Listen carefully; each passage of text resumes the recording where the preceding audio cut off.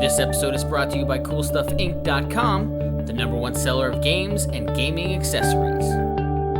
And GatheringMagic.com, the #1 resource for Magic the Gathering news and articles. Hi, my name's Chris from Davis, California. This is my Captain Sisay deck.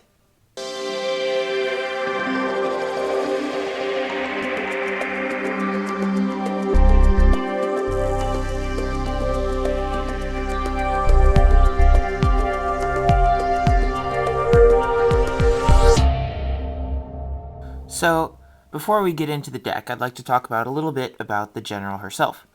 So, Captain Sisay, she costs 2, a green and a white.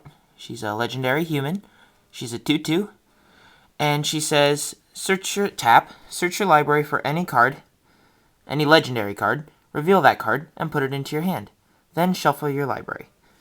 So, she is basically a toolbox deck that you can search up basically whatever you want for whatever situation you may be in. I love tutor generals, and so she very, very well fits my playstyle. So let's start off with the lands. We have 7 forests, and we have 10 plains. So that is a high number of basics, but that is because mana is very important. I need my white mana because I have lots of high drops that cost 3 white. And my green is usually filled up by, I would say, the MVP of the deck. But before we get there, let's go on to some multicolored lands. We have a Savannah, great for mana fixing. Command Tower, pretty much a Savannah.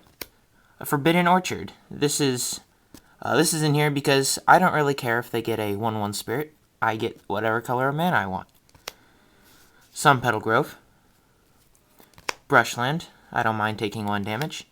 Temple Garden, Sungrass Prairie, and Selesnya Sanctuary. Those are my multicolors. On to some non-basics. We have Mistveil Plains. This is an infinite combo with Mindslaver. I'll get to that later. It is also Plains, so you can tutor it up with fetches. Sejiri Steppe may seem like a very odd choice, but it is my secret tech with Knight of the Reliquary to protect something from dying. Now, some legendary lands that really don't do much, but we have a Pendelhaven.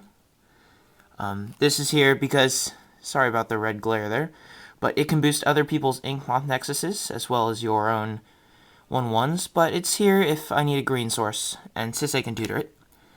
Same with Okina, Temple of the Grandfathers. Now, the most important card, I would say, in this deck is Gaea's Cradle.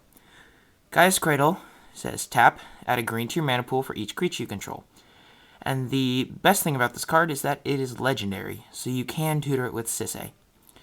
Now, this allows you to get very, very large amounts of mana on turn 4 or turn 5. Sisay usually comes out turn 2 or turn 3, so you get 1 activation, go find Cradle, then after that, find some giant fatty.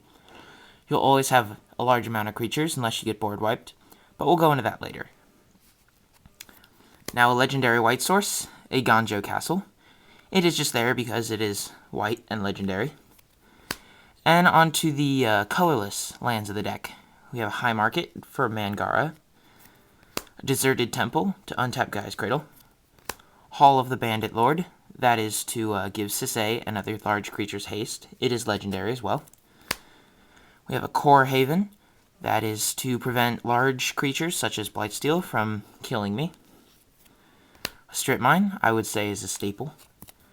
An Ancient Tomb, I also love this card, I'd say it's a staple.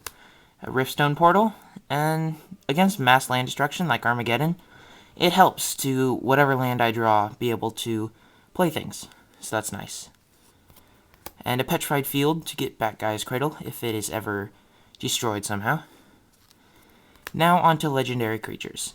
First we start with Gaddock Teeg. Now, Gaddock Teeg attracts a lot of hate. So he's basically a 2 mana, they use a removal spell. Now this is very good because it prevents them from using that same spell on Sisay. And next we have Saffi. She's part of a combo, but we'll talk about that later.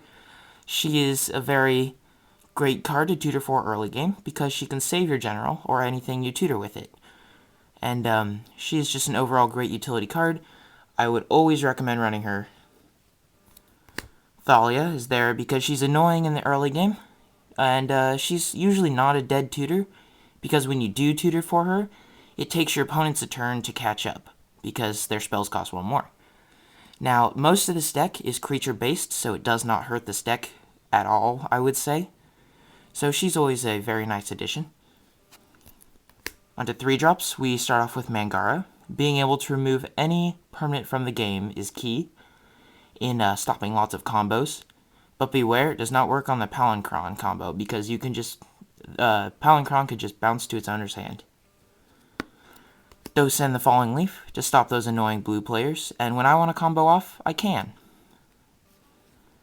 Hokori is there with, let's say, Gaea's Cradle. That's really only the land I need untapped. And this is basically a legendary Winter Orb, which is very nice. I usually find that I'm tutoring for this often, because it slows my opponents down very, very much. We also have Linvala to stop those annoying generals like mine. But beware, because if she gets stolen, you're pretty much done. We also have Yosei. He's also part of a combo. He's a very, very good defensive creature, as when you get him out, you will not be the target of attacks anymore. It's very nice. We have Kamahl, who combos very, very well with this next card, and the ability to repeatedly overrun is nice, with all that green mana we're generating with Gaea's Cradle. He combos with Elish very nicely. The ability to turn a land into a 1/1, and then Elish kills it is very, very nice. Elish is also great for killing goblins and other small mana dorks, and also those generals like Thada Adel. And she also boosts your own mana dorks in the late game. We have the other Praetor. It's Vorinclex. He also draws a lot of hate, so he's pretty much removed the second he hits the table. But regardless, if he sticks around, you pretty much win. We also have Avacyn. She's always nice because making things indestructible is great. And with cards like Iona, then you don't have to name white or black, because she will be indestructible. Iona, great for locking out that blue player, or that mono-comboed, or that mono-colored player. And lastly, for legendary things, we have Ulamog. I do not run Kozilek because I like Ulamog's Enter the Battlefield more. He's just great, indestructible, wins games by himself. Now we have non-legendary creatures. Now, Hand of Mana Dorks is a god hand with this deck, because you get lots of mana by turn 1, no, not turn 1, but you get it by turn 2 or turn 3, and when you do tutor with Gaea's Cradle, you'll end up making 4 mana or so, and then you'll still have that 3 mana from, let's say, your Avacyn's Pilgrim, or your Fyndhorn Elves, or your Llanowar Elves, or whatever you may have, to drop something large. We also have Joraga Treespeaker. Turn 1, drop him. Turn 2, level him up. You still have that mana. You can tap and use that 2 mana you just used, and do something very nice, such as, drop a Birds of Paradise. It's the last for the mana dorks. Next, we have Sacro Tribelter for that early game mana ramp, and late game, just let him stick around because he counts towards the Gaea's Cradle count. So he essentially makes mana without doing anything, which is very nice. We have a Juniper Order Druid, tap, untap target land. Very nice for untapping Gaea's Cradle. We have a Ley Druid, which is Juniper Order Druid with a different name. We have a Magus of the Candelabra for untapping lands, such as Gaea's Cradle. We have a Seeker of Skybreak for untapping my general, and also cards like Magus of the Candelabra. We also have a Knight of the Reliquary. Now, Knight is probably one of my favorite creatures, in the fact that it can go find whatever you need. Say your general's being targeted by a Doomblade. Go find that Sejiri Steppe I mentioned earlier. That may seem useless, but it works pretty well. Or you can find a Kor Haven and block. Or not block, but you can effectively cancel their attack. Or you can go find a legendary land that has a small effect, but it works. Dauntless Escort to prevent wraths. Also, Gaddock Teeg was in here to stop wraths. A Fauna Shaman, which is survival on the stick. Survival is also, along with Gaea's Cradle, I would say the second best card in the deck. And also, they both combo well with Loyal Retainers. The ability to go find a large legendary creature, say Iona, with Captain Sisay, and then dump it away with the Fauna Shaman to go find Loyal Retainers, sack the Loyal Retainers, and get back your Iona on a very early turn. It's very nice. We have a Seedborn Muse. Getting 4 activations of Sisay per 1 turn is great. Eternal Witness, I would say, is a staple. Qasali Pride Mage. You need some way to kill artifacts and enchantments in a creature form. Sun Titan. Used to be part of a combo, but that's gone now. And he's just great for recurring things. Now onto the combo pieces. Karmic Guide, Mirror Entity, and Revelark. These are also great on their own. Mirror Entity, with all that mana, get you a large army. I'm sure you know a Karmic Guide Revelark combo, but we'll go over that later. On to artifacts. Soul Ring, staple. Greaves, staple. Rings, very good copying my General's ability. 1000-Year Elixir, I can use Sisay's ability the turn she comes into play. And also it's very nice to untap her as well. Mindslaver, for a Mindslaver lock I'll go into later. Now, my instants and sorceries all fall into 2 categories. Removal and tutors. So let's start with the tutors. Green Sun Zenith, Worldly Tutor, Aladmary's Call, an Enlightened Tutor, Idyllic Tutor to go find survival, Congregation, and Tooth and Nail. For the removal, none of these should need an explanation, but Condemn is nice for tucking generals. Swords and Path are very nice for getting rid of indestructible creatures. Grip is very nice for stopping combos. Beast Within, a green Vindicate at instant speed with practically no drawback is always welcome. And Ablation. And I only have 2 or 3 cards that don't fall into those categories. Regrowth, I would say, is a staple. Rebuff, it's very nice to surprise your opponent with a counterspell, holding only 1 white, and they'll think you'll have a path. And Genesis Wave. Being able to Genesis Wave for large amounts of mana is great, and will effectively win you the game. Last, we have enchantments. We have Aura Shards, to get rid of all those artifacts and enchantments.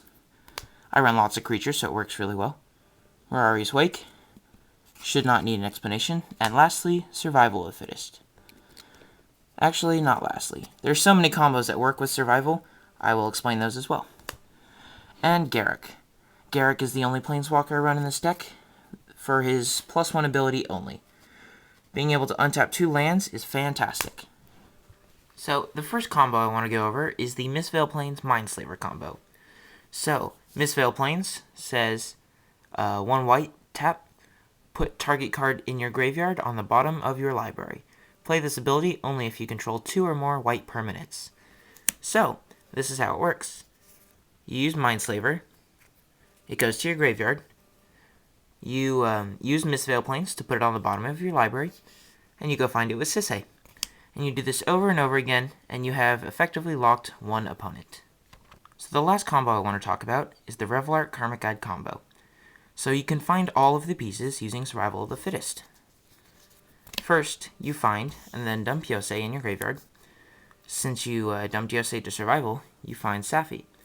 Do the same for the next few creatures until you end up with Revelark. Now, what you do is you evoke Revelark, so it is sacrificed when it comes into play. So Revelark dies, essentially. You bring back Karmic Guide and Mirror Entity. Now Karmic Guide comes into play, and it brings back Revelark. So, what you do is you put, let's say, 100 Mirror Entity triggers on the stack for 0. So all your creatures become 0/0 until end of turn. You let that resolve, so all of your creatures die, regardless if they are indestructible or not. Now, Revelark's Leave Play ability resolves. Brings back Karmic Guide, and Saffi. Karmic Guide comes into play ability resolves, brings back Revelark. Now, before the next mirror entity trigger resolves, what you do is you sacrifice Saffi. She can save any one permanent, and save Revelark. So, the next mirror entity trigger resolves. Kills everything. Now, Saffi's ability brings back Revelark. But since Revelark died, it brings back 2 creatures with power 2 or less into play. Brings back Karmic Guide and Saffi. Now, Karmic Guide just came into play, and it can bring back Yosei. So, essentially, you can lock down any opponent or all opponents using this strategy. And those are my 2 combos in this deck.